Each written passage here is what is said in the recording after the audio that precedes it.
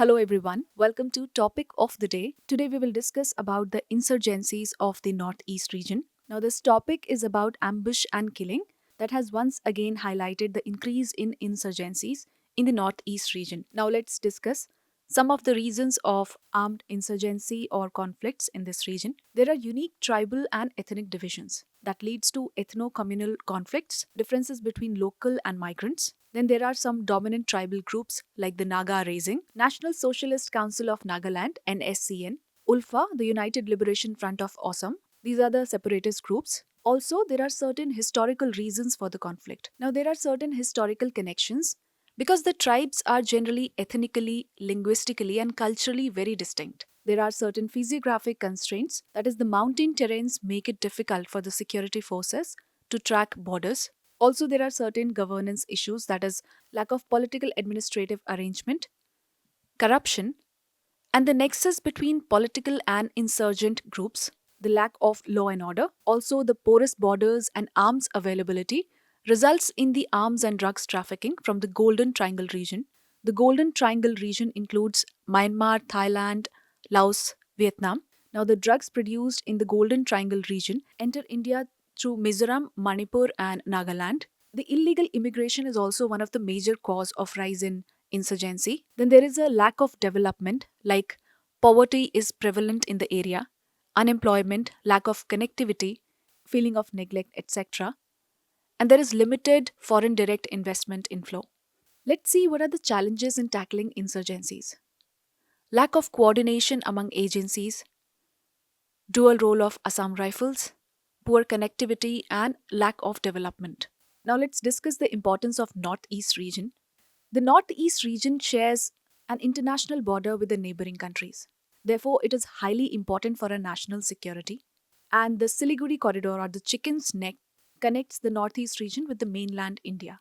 Now, the seven sisters of the Northeast region are surrounded by Bangladesh, Myanmar, and China. This area also has a huge economic importance. It is resource rich and has a lot of tourism and export potential. Thereby, it is also called the growth engine of the country. As this place has dense forests, it also plays a huge role in the carbon sink.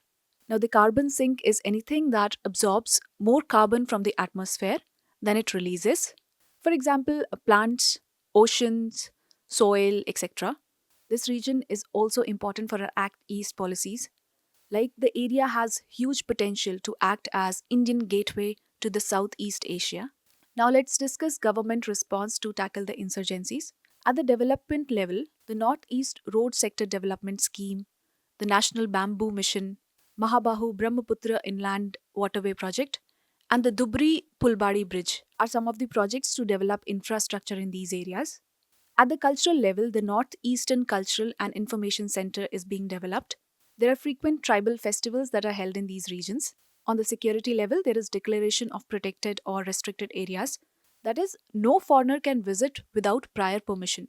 Also, there is imposition of Armed Forces Special Powers Act in some of the areas, which makes these areas highly protected. At an international level, the Kaladan Multi-Modal Transit Project, the Bangladesh China India Myanmar corridor are seen to provide connectivity to these areas to an international level. Also, government gives huge importance to our Act East policy. The Schedule 6 of the Constitution, establishment of Ministry of Development of Northeastern region. Also, certain MOUs are signed for maintaining peace in the region, like the Nagaland Peace Accord, the Bodo Peace Accord, Bruce Settlement, Northeastern Council. The government has also sought a Digital Northeast Vision 2022. Now, what can be the possible way forward to these challenges? Firstly, the protracted efforts by the security forces to increase peace in these regions. Then we can also sought for involvement of interlocutors to have settlement between the insurgent groups and the government. Then there is participation by the social groups and the reconciliation by various insurgent groups. Now let's take up a practice question on this topic. Which of the following states are sharing boundaries with Myanmar? Nagaland, Mizoram, Tripura, Manipur, and fifth, Arunachal Pradesh. You have to choose the correct option. You can write your answers in the comment section.